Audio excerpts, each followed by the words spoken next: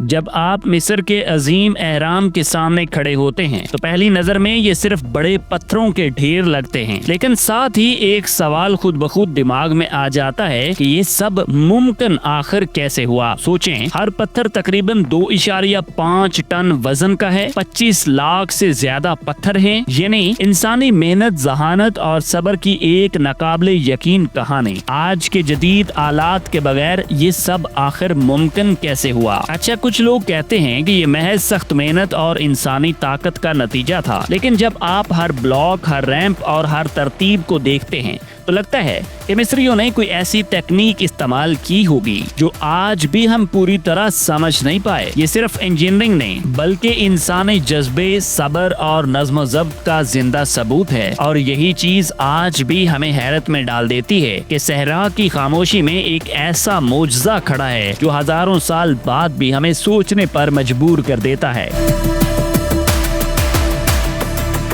آپ کو mind science history میں دلچسپی ہے تو سوچ گر چینل کے ساتھ جڑ جائیے، اس کو سبسکرائب کر دیجیے گا اور ویڈیو پسند آنے پہ اس کو لائک بھی کیجیے گا۔ اچھا، اگر ہم پس منظر کی بات کریں تو جناب قدیم مصر صرف صحرا نہیں تھا بلکہ یہ ایک زندہ اور منظم تہذیب تھی۔ دریائے نیل ان کے لیے زندگی کی بنیاد تھا۔ پانی، زراعت، زمین اور نقل و حمل کا سب سے بڑا ذریعہ یہی نیل تھا، جس نے اہرام کے لیے ضروری سامان کو ایک جگہ سے دوسری جگہ پہنچانے میں مدد دی۔ فرعون صرف بادشاہ نہیں بلکہ اس پوری منصوبہ بندی کا قائد اور نگران تھا۔ ہر پتھر، ہر ریمپ اور ہر مزدور اس کی نظر اور حکم کے تحت کام کرتا تھا۔ یہ محض طاقت نہیں بلکہ ذہانت اور منصوبہ بندی کا کھیل تھا۔ قدیم مصریوں کی یہ تنظیم اور نظم و ضبط آج بھی حیران کن ہے۔ ایک ایسی قوم جس نے صحراؤں کے بیچ اپنے خواب کو حقیقت میں بدل دیا۔ اب آپ کے مائنڈ میں یہ سوال اٹھ رہا ہوگا کہ یہ 25 لاکھ پتھر حقیقت میں کیسے شمار کیے گئے؟ ہر بلاک تقریباً 2.5 ٹن وزن کا تھا اور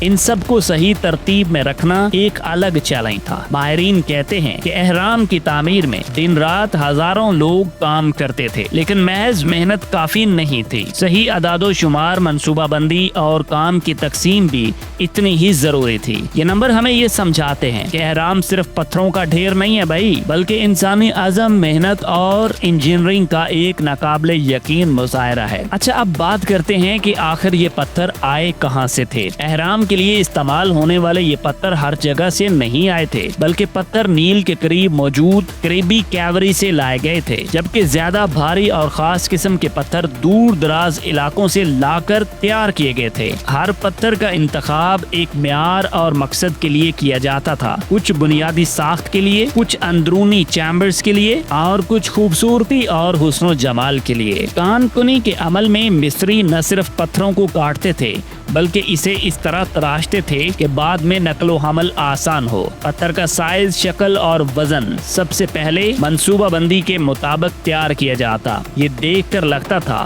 کہ وہ محض تعمیر نہیں بلکہ ایک مکمل انجینئرنگ منصوبہ بنا رہے تھے، جس میں ہر پتھر اپنی جگہ کی کہانی سناتا ہے۔ نیل نہ صرف زندگی کا ذریعہ تھا بلکہ اہرام کی تعمیر میں سب سے بڑا مددگار بھی۔ پتھروں کو قریبی کیوریوں سے لے کر تعمیر کے مقام تک لانے کے لیے نیل کی کشتیوں کا استعمال کیا جاتا تھا۔ پانی نے پتھروں کے بھاری وزن کو زیادہ آسان اور کم محنت والا بنا دیا۔ یہ نظام اتنا انٹیلیجنٹ تھا کہ پتھر موسم اور پانی کی سطح کے مطابق منتقل کیے جاتے تھے۔ کبھی کبھی پتھر کشتیوں میں، کبھی ریمپ کے ذریعے پانی پر اور کبھی نیل کے کناروں پر منتقل کیے جاتے تھے۔ نیل کے بغیر یہ سب تقریباً ناممکن تھا، اور یہی وجہ ہے کہ قدیم مصریوں نے اسے اپنی زندگی اور منصوبہ بندیوں کا مرکز بنایا ہوا تھا۔ پتھروں کو ان کی صحیح جگہ پر منتقل کرنا آسان نہیں تھا، لیکن مصریوں نے ایک سادہ مگر ذہین طریقہ استعمال کیا کہ پتھروں کے نیچے لکڑی کے سیلج رکھے جاتے اور ریت پر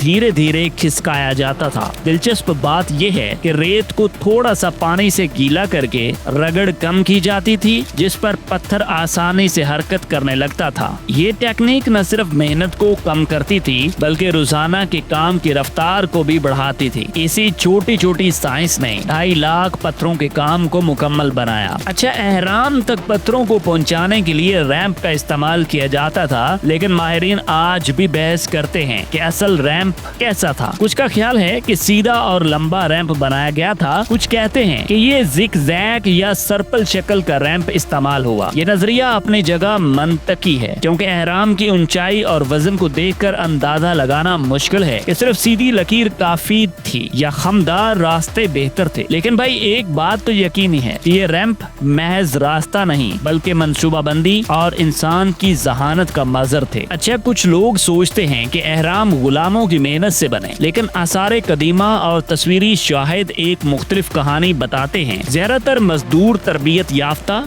किसान और आर्जी वर्क फोर्स थे। वो अपने मालिक की खिदमत और फरौन के हुक्म से काम करते थे। ये लोग न सिर्फ मेहनत करते थे बल्कि अपने काम की महारत से हर पत्थर को सही जगह पर फिट करते थे। ये इससे भी जाहिर होता है कि एहराम की तामीर सिर्फ इंसानी ताकत नहीं बल्कि एक इज्तिमाई मंसूबाबंदी और हुनर की मिसाल थी। अच्छा, अगर आपके माइंड में ये बात आ रही है कि एहराम की तामीर के दौरान रोजाना कितने पत्थर रखे जाते थे, तो माहिरीन का अंदाजा है कि हर दिन हजारों अफराद लाखों पत्थरों पर काम करते थे। हर ब्लॉक की जगह मुकर्रर करने, रैंप के जरिए पहुंचाने और सतह पर फिट करने का अपना वक्त था। ये निजाम इतना मुनज़्ज़म था कि मेहनत का हर लम्हा मंसूबाबंदी के मुताबिक इस्तेमाल होता। यही मंसूबाबंदी एहराम को इतने मुख्तसर वक्त में तामीर करने का राज समझा जाता है। एहराम मिस्र के हवाले से कई साजिशी नजरियात भी मौजूद हैं। कुछ कहते हैं कि ये खलाई मखलूक ने बनाया, कुछ कहते हैं कि किसी जादुई ताकत की वजह से, लेकिन तारीखी शाहिद, आसार कदीमा और जदीद तहकीक बताती है कि ये सब महज इंसानी तखय्युल है। एहराम मिस्र हमें तारीख की याद नहीं बल्कि एक इंसानी अज़म और जहानत की मिसाल भी देता है।